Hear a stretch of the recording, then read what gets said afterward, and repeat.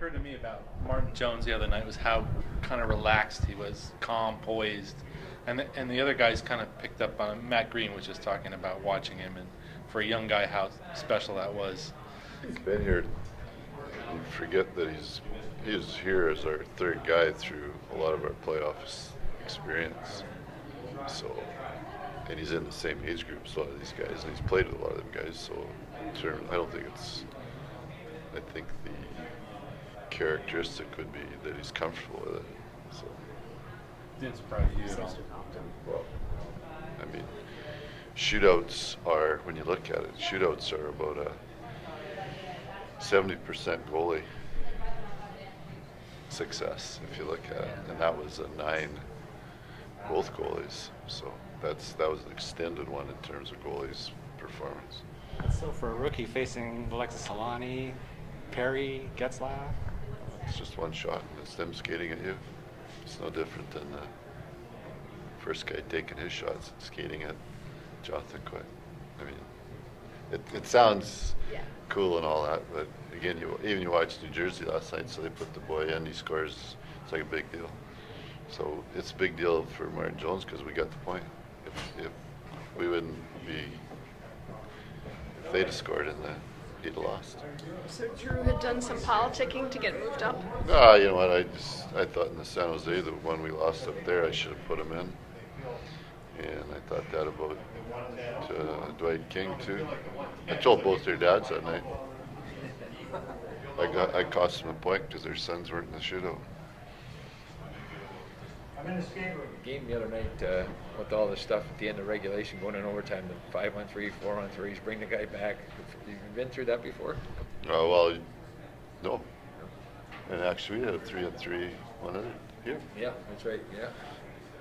But even when we went to, because I put 2 forwards, I'll kill the one penalty. Richie and Stoller. Yeah. So they were out there with the D. So there was a lot of, when Robin got banged up, and then we were on low, even though we flipped the switch over to get onto the other tank, we had some guys that didn't have nothing in the other tank. So we were kind of. What you'd seen, from what others in the organization had also said, what was the evaluation of Jeff Schultz so far to start the year in Manchester? I really didn't ask them. What was your final lasting impression of him from training camp?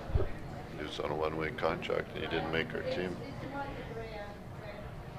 You got to make the team out of training camp. We talked about that. We thought that Keaton and Marty were both ahead of him after training camp. Jake Muzzin played, I think, like almost a minute 40 more than he had ever played in an NHL game in the win over Anaheim. How has he been playing for you? What's your evaluation of him over the last 2 weeks? Doesn't really change. You got to play with Drew Doughty. You're going to have to play against top guys, and tried to slip him in a little bit on penalty killing, and both him and Martinez a little bit. So that's probably the only reason it's went up. I know hockey players are tough, and we joke that they could be having surgery and come back for the next period. But Robert Regeers seems like he's just off the charts. He's flat out tough. More guys should take a look at him. He could have. Most guys wouldn't have played the Anaheim game, and he did. And then so he told me he's had a rough week, and then he gets hit in the face, and then he wants to practice today. Yeah. You want more of those guys? Well, it's just a lesson learned of guys who've played a long time and the way that he's played and still is able to contribute in some fashion.